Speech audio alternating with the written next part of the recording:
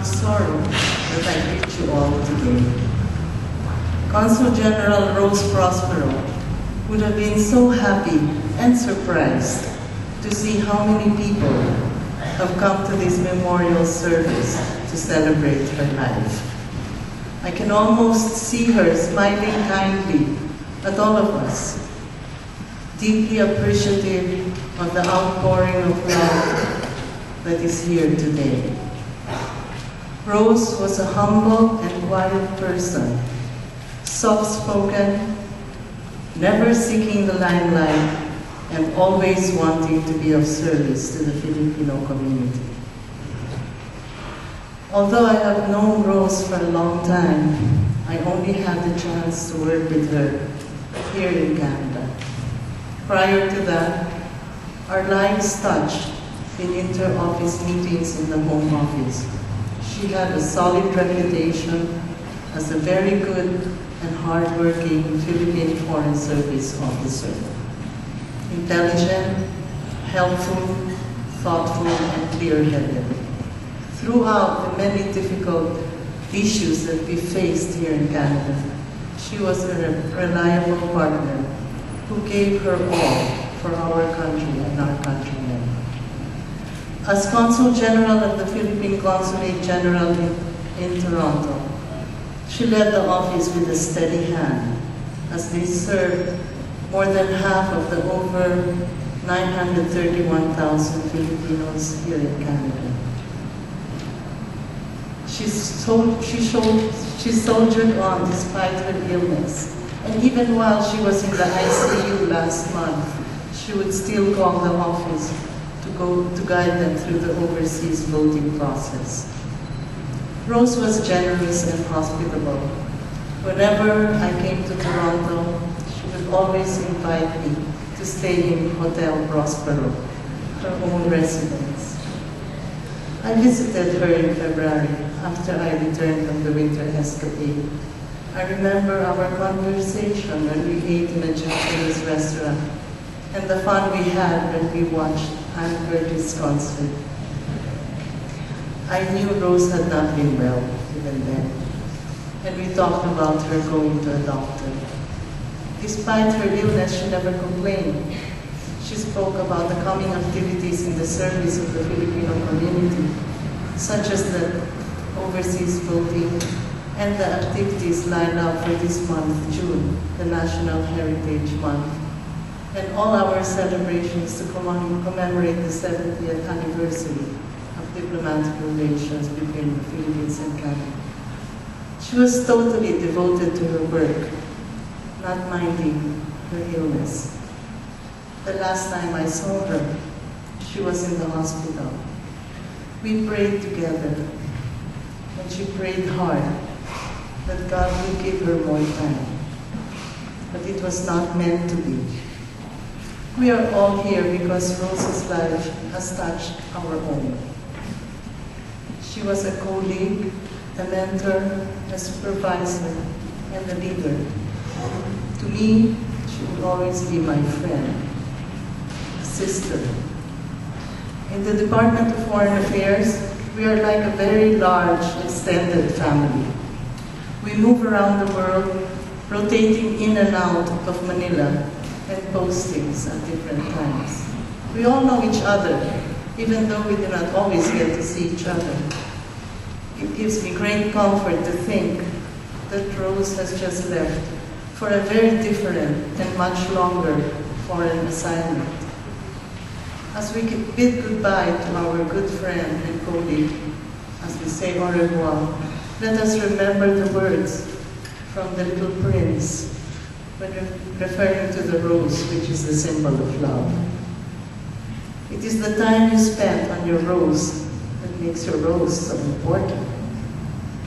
People have forgotten this truth, but you mustn't forget it. Thank you.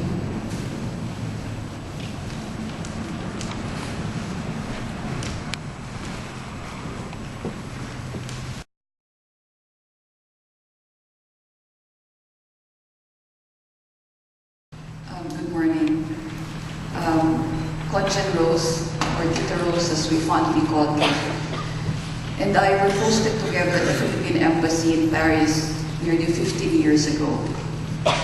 So when the Notre Dame Cathedral nearly burned down this Good Friday in April, she messaged me to express sadness, knowing that it was my parish church in Paris.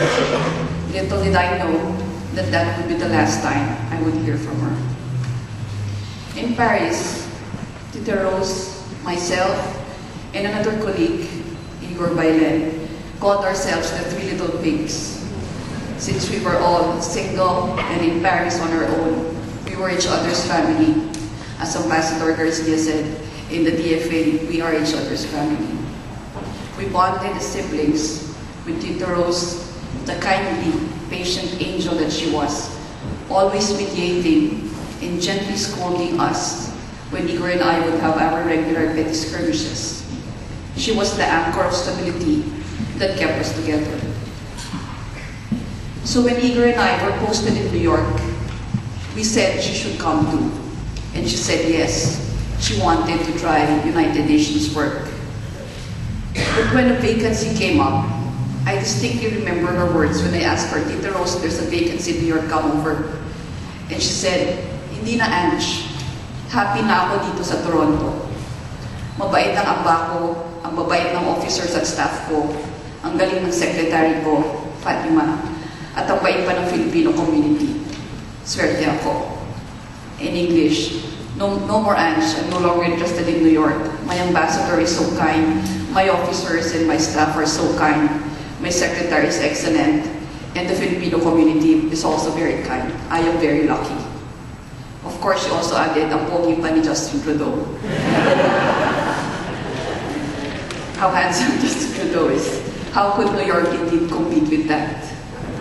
Truly, Toronto gave her happiness. And especially because you, and I cannot go through this without mentioning this, and especially because you indulged her in her love for Gong Yoo. To those who don't know Gong Yoo is a Korean TV star who is the fantasy of Miss Rose and was the subject of our long conversations. And I remember when I came over here that she proudly showed me off, and I also stayed at Hotel Prospero. She proudly showed off this pillow that I think the consulate gave to her, and she said, you never take this away from me. And that was always her source of happiness. So thank you, Toronto.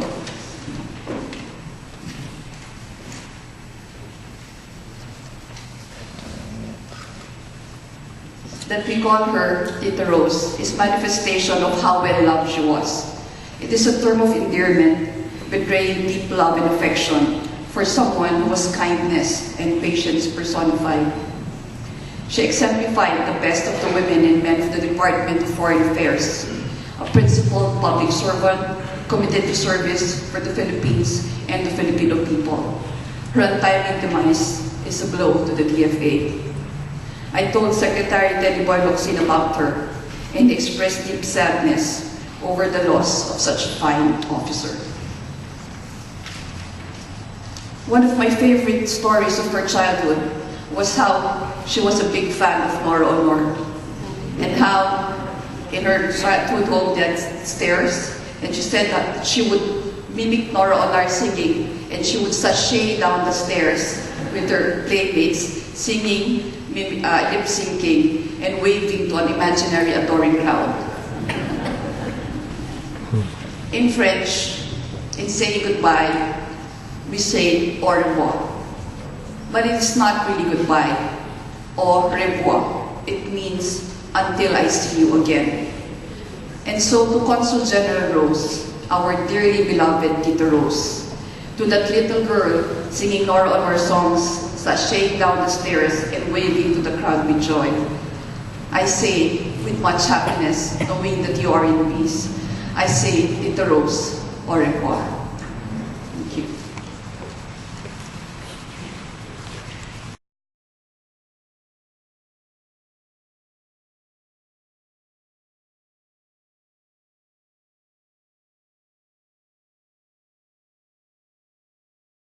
The Lord is my shepherd, I shall not be in want.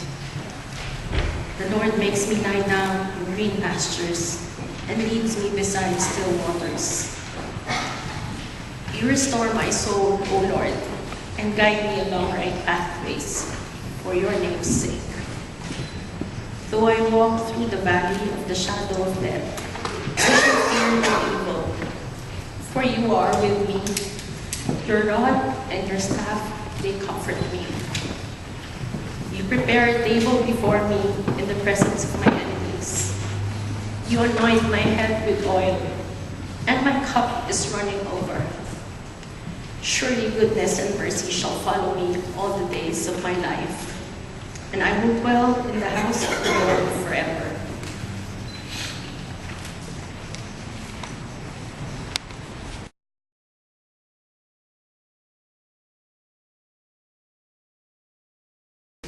Chapter 3, verses 1 to 8.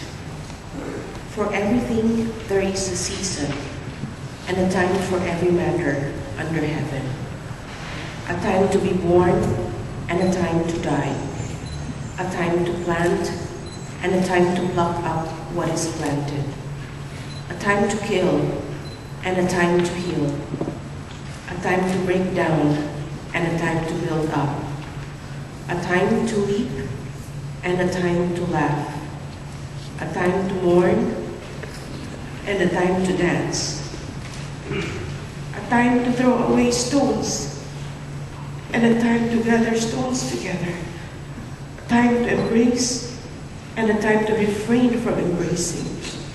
A time to seek, and a time to lose. A time to keep, and a time to throw away.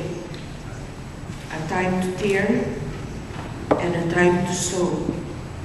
A time to keep silence, and a time to speak. A time to love, and a time to hate. A time for war, and a time for peace.